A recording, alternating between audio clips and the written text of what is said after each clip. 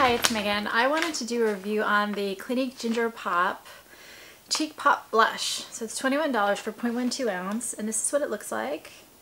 And I've already wrecked my daisy. So yes, the sad thing is that once you start using this blush, you do wreck your daisy pattern. Unfortunately, it's so adorable. It's like ridiculously cute and unbelievably pigmented. It's like this soft creamy formula, which I have outdoor swatches so you can see how it looks like in the real light, but you put it on and it's like this creamy powder, if that makes sense.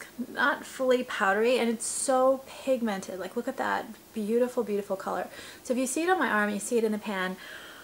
When I saw Ginger, I thought it was going to have a brown undertone, and I like natural makeup.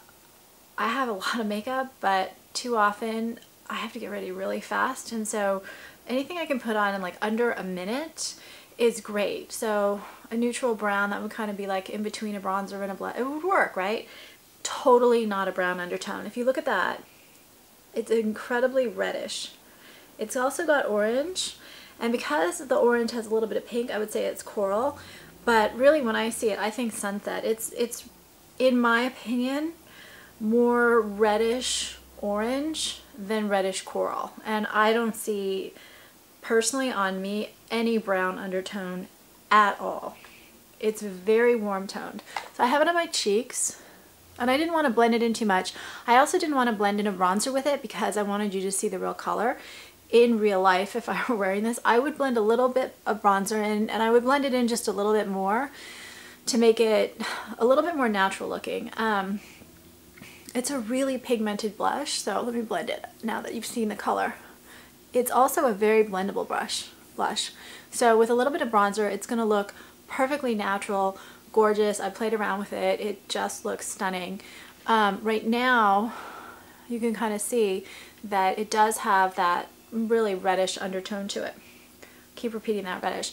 I also got excited because if you see what I did with my eyes, I actually mixed it in on the eyes because this kind of a shade is really hard to find, and that was actually why I picked Ginger of the shades.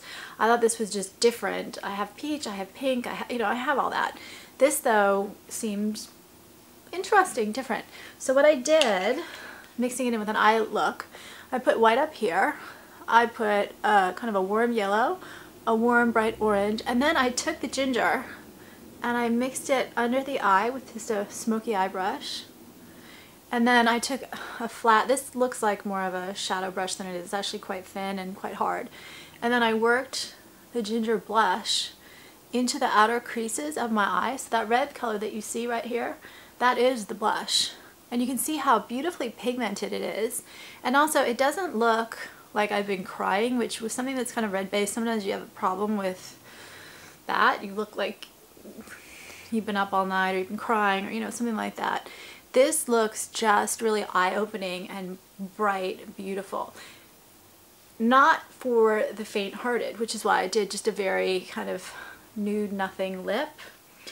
It lasts so beautifully and it fades so beautifully. This formula is just absolutely amazing. I mean, I love it. It's just so smooth, so creamy, so pigmented. I actually may try some of the other colors.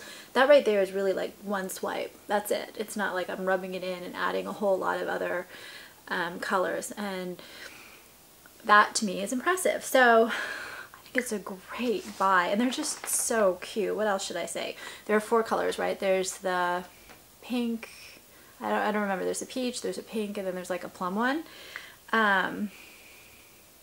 They call it a cream to powder formula, and yeah, it's just so blendable. It really is more powder like, but it does have that cream finish to it, and I like cream blushes because I think they look more natural. This is a little bit of a hybrid, so I would go with that.